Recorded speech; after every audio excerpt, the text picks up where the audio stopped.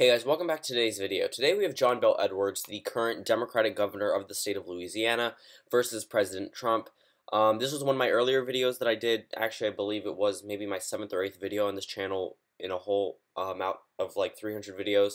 So that was one of my earlier videos, and I'm just deciding to remake it. I may do an election night. I'm probably going to do a Cenk Uygur or Ben Shapiro election night coming up soon, and also a 2020 election night, like not just presidential calls, but Senate, House, and governor elections included, all packed into one election night, and it won't be a specific candidate. It would actually just be either Joe Biden or Bernie Sanders, the two front runners at this point, versus Donald Trump on the presidential level, and then all of the supposed Senate nominees for 2020. People like Doug Jones, I would project the Senate, House, governorships, and also the presidential race. So that would be something like a real election night. I don't know if you guys would want to see that, but I don't know if you guys want me to keep it separated or not. But if you guys want that, I'll do it. I'll probably come out with a way to do it anyway. But so we're just going to get right into this video. So starting off on the West Coast, we know this is a reliably Democratic area. Gets called at poll closing time every election or maybe 15 minutes after. Going up to the Northeast, we know that this is probably going to be reliably Democratic. I don't see any states like Maryland, New Jersey, New York flipping anytime soon. Illinois, same thing here. As for the Republican states, Alaska, Utah, Idaho, Montana, and North Dakota, I'm going to come back to. Honestly, I think I'll leave Texas as a toss-up for a minute. I'm not going to give that to Bel Edwards, but we'll talk about it. I really want to talk about it because it's really interesting how he can make an effect on the entire electorate coming as a Democrat from the South with a considerably high approval rating, considering he's from Louisiana, 53%, according to the last Morning Consult quarter poll. But now we're going to fill. This looks really similar to the Bill Clinton map. Leaving all the toss-up states. That's a lot of toss-up states. Wow. All right. Jeez. Okay. Never underestimate a Democrat from the South, but some of these states we know are probably not going to go to John Bel Edwards.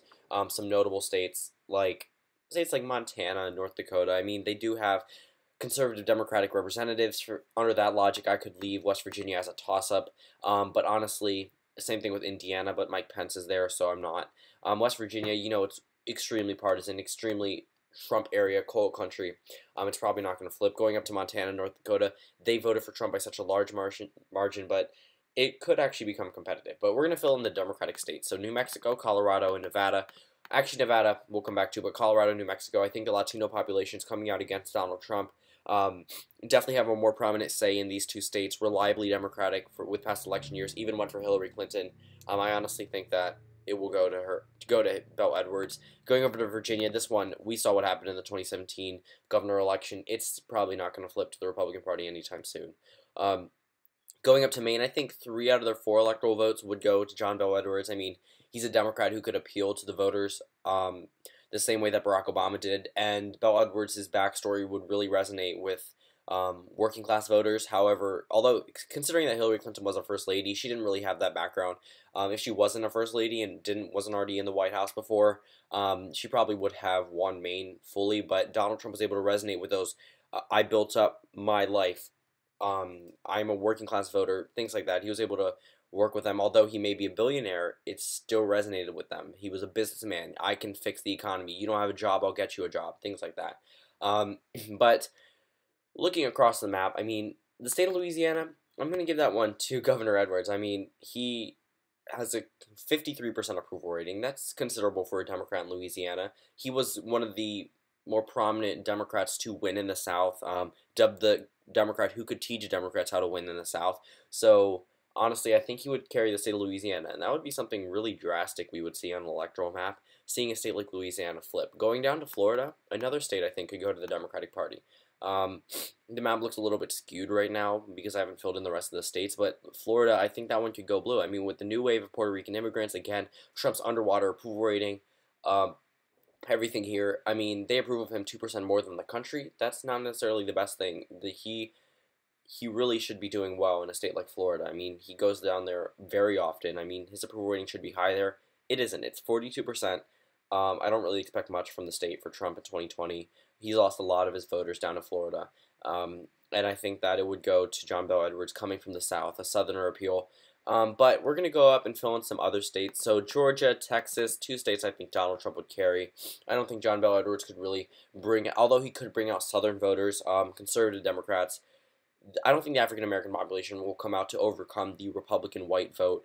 Um, that's just, I mean, pretty much just a fact that white Republicans a lot of the time overpower minorities in certain parts of the country, especially in swing states, because they come out to vote, and minorities typically do not come out to vote. It's just the way it is. But going up to the north, Minnesota, I easily see going to John Bel Edwards, honestly. Same thing with Michigan. The Trump's approval rating in these two states are horrible. Honestly, this would give John Bel Edwards the victory, even with, I'm going to call a few more states for him, so it's not just completely done. But honestly, John Bel Edwards is a conservative Democrat. He can bring out more white voters. He has the white working class appeal, and as soon as you take that away from the president, he loses his same base. If all three states had tilted 1% in favor of Hillary Clinton, she would have won the presidency. So that's considerable. He's lost a lot of his voters here. So if you really look at the way it is, it's probably going to be reliably Democratic come 2020. This ultimately gives John Bel Edwards 305 electoral votes, because I just called Pennsylvania and Wisconsin for the same reasons. Going over to Ohio, though, I do not think this state would go to John Bel Edwards. I think that the Trump rule vote will come out more and vote for him again. This state voted for Barack Obama in 2012, but voted for Trump more than the state of North Carolina did, and North Carolina didn't even go to Obama in 2012. Going over to Arizona, again, I don't think John Bel Edwards can bring out Latino voters, although he may do well with conservative Democrats.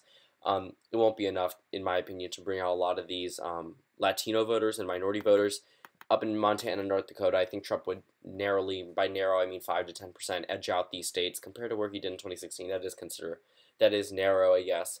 Going over to Nevada, I think that John Bel Edwards would narrowly carry the state of Nevada. I think just the anti-Trump movement and everything we've seen building up to this point, his approval ratings would help him in the state win over Donald Trump. Going up to the north, I think that Trump would still narrowly edge out that one electoral vote from Maine.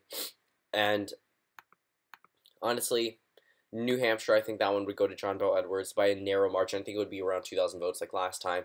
He may not be able to appeal to the Northeast, but we've seen a lot of special elections going against the president, a lot of Republicans being unseated in state senates, and things like in Wisconsin, we just saw it's real showing against the president, and his approval rating, New Hampshire, has gone down. If Hillary Clinton won the state and Donald Trump was able to flip the Rust Belt, the fact that he's losing a considerable portion of his voting base, I do not see a pathway for him to take that state. Going up to Arkansas, and Missouri, these are states that I think that Donald Trump would carry narrowly. I think Arkansas will be narrower, but I think these two states would still retain with Donald Trump. Going over to North Carolina, though, I do think John Bel Edwards will be able to bring out the white vote enough to give him a victory in the state. And then we go over to the state of Iowa. Honestly, I think John Bel Edwards could narrowly carry the state of Iowa, just looking at the map. I think that the state of Iowa voted for Trump because he had the businessman and rural appeal. It's becoming more and more Republican, but John Bel Edwards holds a lot of Republican values. Conservative Democrat, I've been repeating. Honestly, I think that he would carry the state of Iowa by a narrow margin. So this is the final electoral map. 202 electoral votes for Donald Trump to 336 for John Bel Edwards. Thank you guys for watching this video, and I'll see you all later today.